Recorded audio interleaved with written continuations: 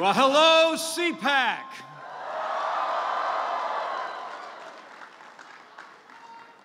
And thank you to my wonderful wife, Karen. Isn't she something? A teacher, an artist, a Marine Corps mom, and the Second Lady of the United States. Would you give Karen one more round of applause for all that she does for the cause in the country?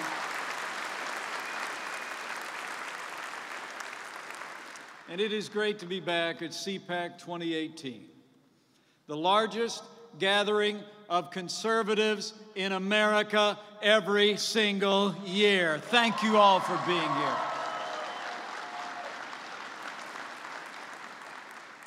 And before I begin and talk about the progress we've made, allow me to take a moment to address what I know is on all of our hearts this morning. The terrible attack that claimed the lives of 17 Americans and injured more last week in Parkland, Florida. In America, we mourn with those who mourn and grieve with those who grieve. Yesterday, President Trump and I met with the family of Meadow Pollack and other students and families reeling from the attack in Parkland. We also met in the White House with families from other communities who've experienced the same violence firsthand. And as the president said, we'll never forget it. We prayed with them. We listened to them as they poured out their hearts. As the president has said, no child, no teacher should ever be in danger in an American school.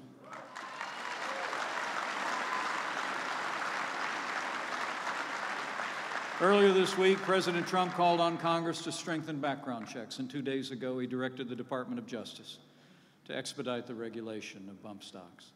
Later this week, when the president meets with the nation's governors in our nation's capital, we'll make the safety of our nation's schools and our students our top national priority.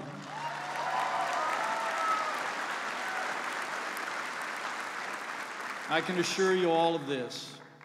President Trump and our entire administration will continue to take strong action to make our schools safe and to give law enforcement and our families the tools they need to deal with those struggling with dangerous mental illness.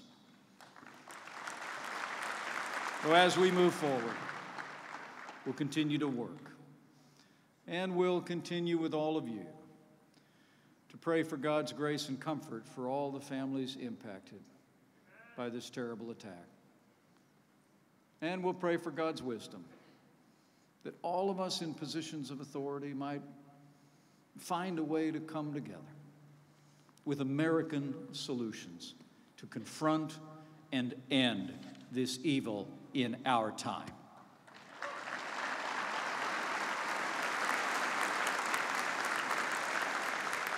So thank you. It is great to be back at CPAC.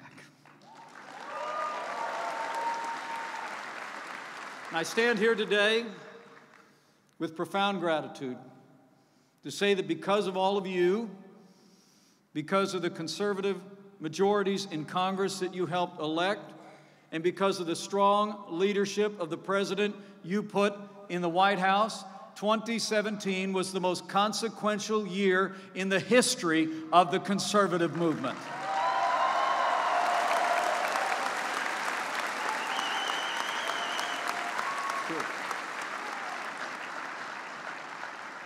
And tomorrow, you'll hear firsthand from the man who galvanized that movement. You know, I spoke to him on the phone this morning, and I can tell you he can't wait to get here.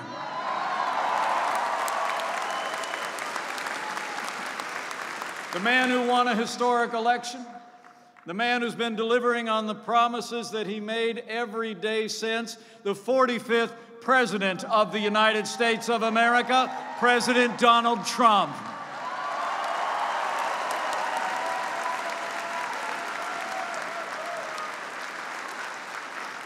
You know, I'm here because I stand with President Trump. I'm here because we stand with the conservative movement.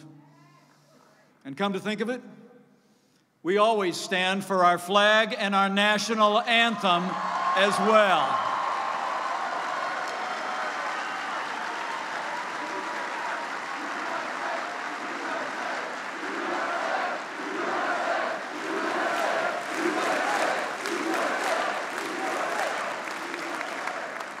But what a year. You know, when President Trump addressed you last February, he declared in his words that our victory was a victory and a win for conservative values. And so it was. And now he and I are both back here at CPAC this week to thank you for everything you've done to advance our cause. Because of your support in this past year, it's been a year of action. It's been a year of remarkable results. In a word, it's been a year of promises made and promises kept.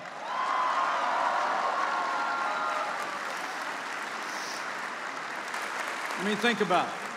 President Trump promised to rebuild our military and restore the arsenal of democracy. And in just a few weeks, he'll sign the largest investment in our national defense since the days of Ronald Reagan.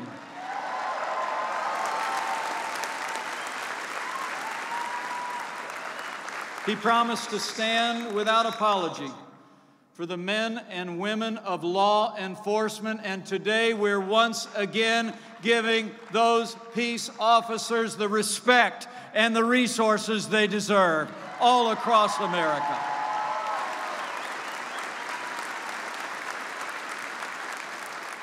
President Trump promised to enforce our laws, secure our borders, and today, illegal crossings at our southern border have been cut nearly in half, and make no mistake about it, we're going to build that wall.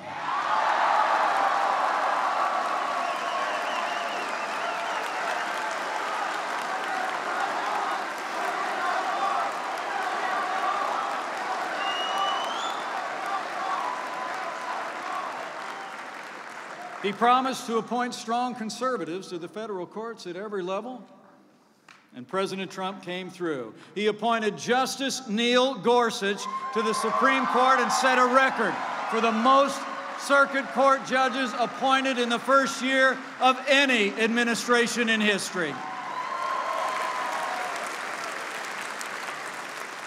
And President Donald Trump promised to stand for the unalienable right to life.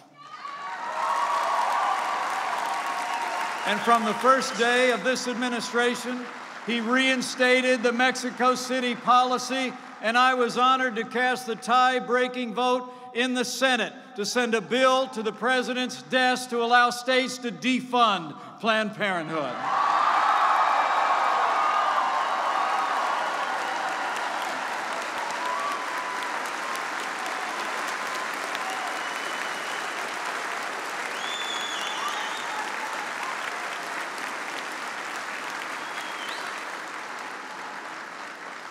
On the economy, we've unleashed American energy, approved the Keystone and Dakota pipelines, and President Trump put America first when he withdrew the United States from the Paris Climate Accord.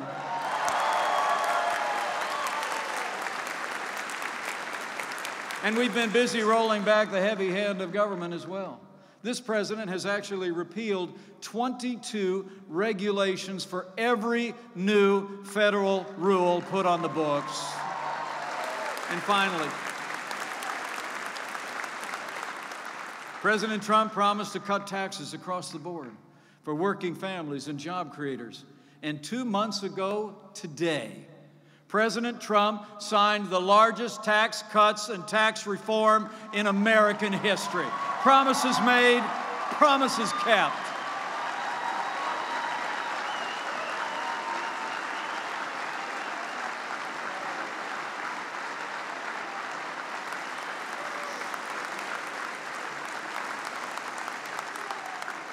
And on the world stage, we've also been restoring strong American leadership.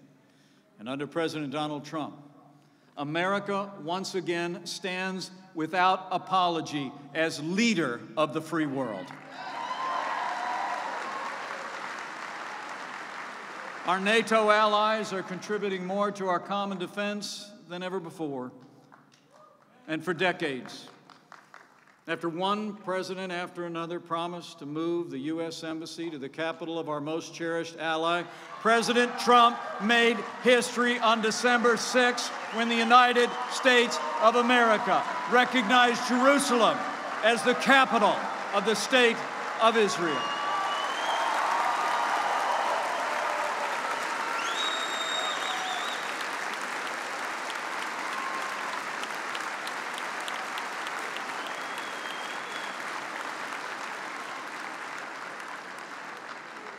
So we've stood with our allies, and we've stood up to our enemies.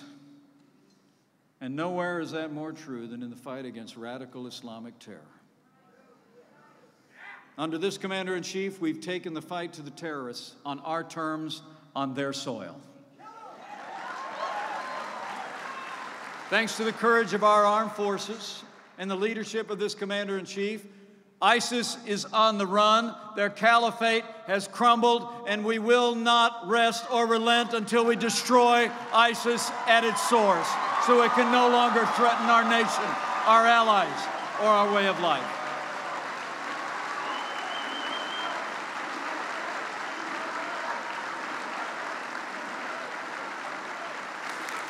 And we put the leading state sponsor of terror on notice as well. The United States will no longer tolerate Iran's destabilizing activities across the region, and this country will no longer certify the disastrous Iran nuclear deal.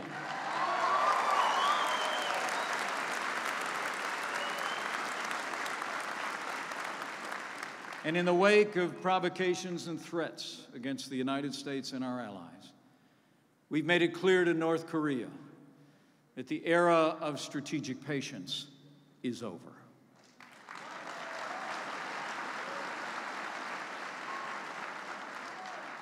Two weeks ago, I was honored to lead the official delegation to the opening ceremonies of the Winter Olympics in Pyeongchang, where we cheered on Team USA. But as you all know, many in the mainstream media seem quite taken with another dignitary.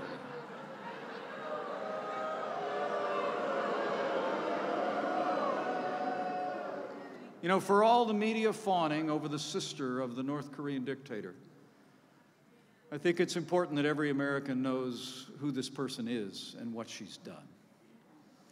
The sister of Kim Jong-un is a central pillar of the most tyrannical and oppressive regime on the planet.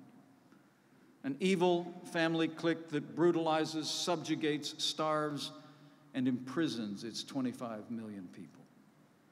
Even the United Nations reported that, in their words, the gravity, scale, and nature of these violations reveal a state that does not have a parallel in the contemporary world.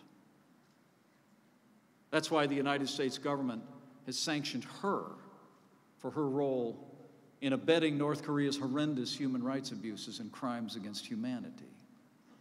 People are routinely jailed and executed for the most minor acts of defiance. And every American remembers the heartbreaking story of Otto Warmbier. So for all those in the media who think I should have stood and cheered with the North Koreans, I say, the United States of America doesn't stand with murderous dictatorships. We stand up to murderous dictatorships.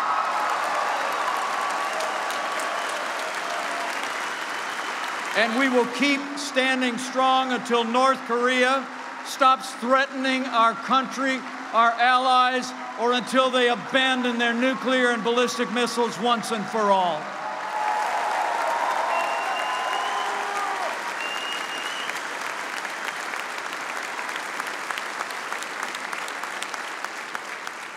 So in this White House, it's about strength. It's about growth for our nation. And it's working. America is more secure, and our economy is booming. You know, since Election Day 2016, businesses large and small have created more than 2.5 million new jobs across this country. Unemployment hasn't been this low in 17 years, and more Americans are working today than ever before in American history. After 8 years of a stagnant economy and wages that wouldn't budge, American workers are seeing their paychecks rise faster today than at any point in nearly a decade. And more than 1.5 million Americans have left the rolls of food stamps and now are able to support and sustain themselves with dignity and self-worth.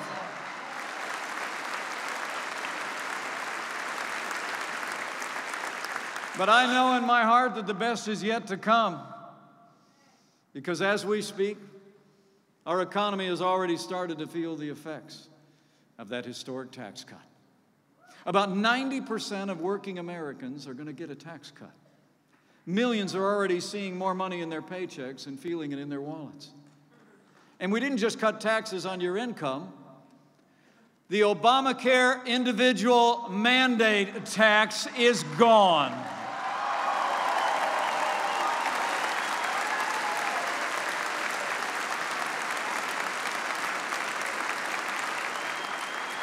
You know, since the president's tax cuts became the law of the land, businesses large and small have actually announced more than $480 billion in new investments in American jobs, American workers, and in just the past 2 months, more than 4.3 million Americans have already gotten a raise or a bonus, and we're just getting started.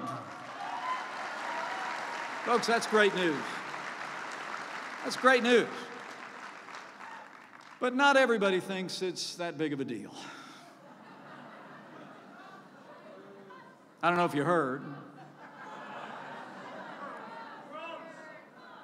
but the woman that wants to be Speaker of the House again, Nancy Pelosi, said, she actually said the tax cuts would be Armageddon before they pass. But just a few days ago, she said it was unpatriotic to let the American people keep more of what they earn. But most amazingly of all, she keeps saying that a $1,000 bonus for working Americans is nothing more than crumbs. Well, let me remind all of you, I come from the Joseph A. Bank wing of the West Wing of the White House. Okay. All right. I mean, seriously, folks, when our kids were little, we had a term for another $1,000 in our paycheck at the end of the year. Christmas. You with me? I mean, these bonuses have meant real money. They've helped working families all across this country with pay raises that are generating opportunities even as we speak. And I want to say from my heart, any leader who says that $1,000 in the pockets of working families is crumbs is out of touch with the American people.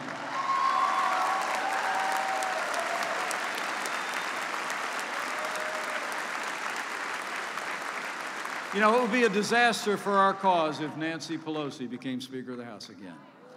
But we're not going to let it happen. But this movement should know it's a very real threat, because the other side knows exactly what's at stake between now and the end of this year. The far left has watched with dismay as we've dismantled the liberal legacy of the last administration and turned this country around. And they're doing everything they can to try and win back the Congress next November. I mean, we don't have to wonder what would happen if the party of Nancy Pelosi and Chuck Schumer won the House and the Senate this November, do we? I mean, remember the last time it happened? I do. I was actually there the last time Democrats ran the Congress, and they nearly ran America into the ground. They raised taxes, they cut the military, they tried to pass cap and trade, they gave us Dodd-Frank and the Obamacare nightmare. I mean, they thought they could borrow, spend, and bail their way back to a growing America. In the past few years, Democrats have only fallen further to the left. Their platform, as we all know, can be summed up in one word: resist. resist our policies, resist our president, and resist the results that you and I and our entire movement have fought so hard to achieve. So it's up to us to stand up to them and stand up for the American people and the progress that we've made. But the other side is motivated. They're mobilized. So today, to the men and women of this conservative movement, I want to admonish you.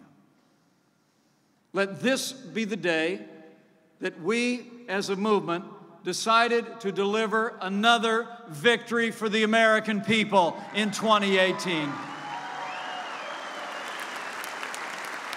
I mean, we threw out the playbook in 2016, and we're going to throw it out in 2018. If all of us do all that we can from this day forward, I know we'll continue to achieve historic victories for our movement and for America. You know, the choices that we make in the days ahead, the promises that we make to one another, and the actions we take will shape our nation for generations to come. So today, on behalf of President Trump and our entire administration, I'm asking every member of this movement to go back home to your communities, to your workplaces. Talk to your families, your friends, and your neighbors. Tell them what they don't hear in the media about everything that we've accomplished. Tell them how the policies the president's advanced are making a difference in the lives of American families and enterprises and in the life of our nation.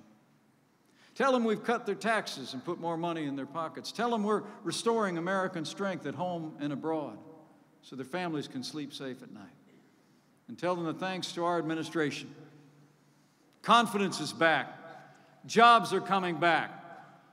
Just tell them America is back.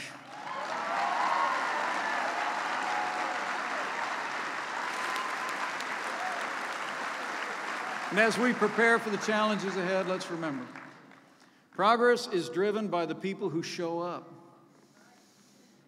Your president and I need you to show up. Defend all that we've accomplished and all that we have yet to do. We can't turn back, men and women. We can't give anything less than everything. America's counting on us. But I know in my heart that we'll come through. And you'll come through for this country once again. I've seen the courage and conviction that defines the men and women of the conservative movement all my life. And I see it in your faces this morning. I mean, my friends, the truth is we live in a time of widening challenges and unknowable threats. A time of too much division and too much anger in America. You know, it seems like we're becoming more and more disconnected from each other. Too often unable or unwilling to meet our fellow citizens where they are, to do what the president did yesterday, just to listen to one another in a spirit of humility and respect. And increasingly, it seems like we've lost sight. We've lost sight of who we are as a people, that the truth is, here in the United States of America, it's true today and it's always been true, that there will always be more that unites us than will ever divide the good and great people of this country.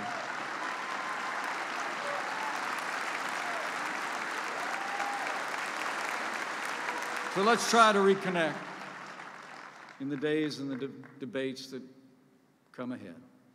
Reconnect with one another, reconnect with our communities. And lastly, I also believe that we should also seek in these challenging times to reconnect to something deeper. Something that speaks to the very heart of who we are. Someone who I believe has always been the source of our strength, and more than that, our hope. You know, yesterday mourned the passing of one of the greatest Americans of the past century, the Reverend Billy Graham.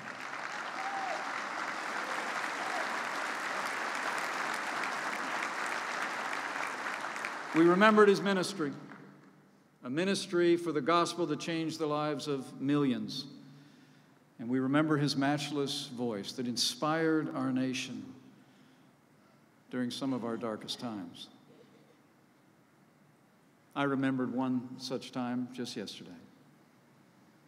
His words at the National Cathedral 17 years ago. Words spoken just 3 days after the worst attack on American soil since Pearl Harbor. I was there as a first-term member of Congress, and I'll never forget what he said. On that day, Billy Graham said to the American people, "The spirit of this nation will not be defeated." But he admonished Americans to, in his words, come together to confess our need for God. He said, "We've always needed God from the beginning of this nation, but today we need him especially." And he reminded us that the Bible says, God is our refuge and strength, an ever-present help in trouble. Therefore, we will not fear. And so with that admonition in my heart, I close today with faith. Faith in the boundless capacity of the American people. Faith in the president and the leaders they've elected to represent them at every level. And with that other kind of faith. What Billy Graham called hope for the present and hope for the future. That in the days ahead, as we work to advance our cause, restore our country, let us also remember to claim that hope. Remembering those ancient words that if his people, who are called by his name, will humble themselves and pray, he'll hear from heaven and he'll heal this land, this one nation, under God, indivisible, with liberty and justice for all.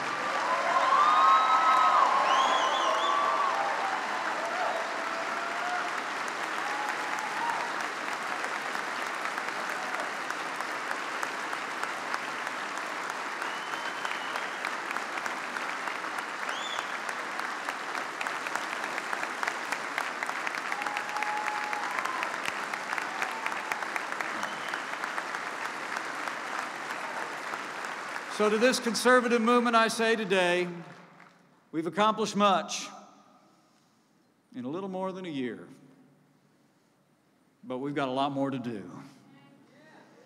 With the renewed commitment of this rising generation, with the support of strong conservative majorities in the Congress, with President Donald Trump in the White House, and with God's help, I know we will make America safe again. We will make America prosperous again. And to borrow a phrase, we will make America great again. Thank you very much. God bless you all, and God bless the United States of America.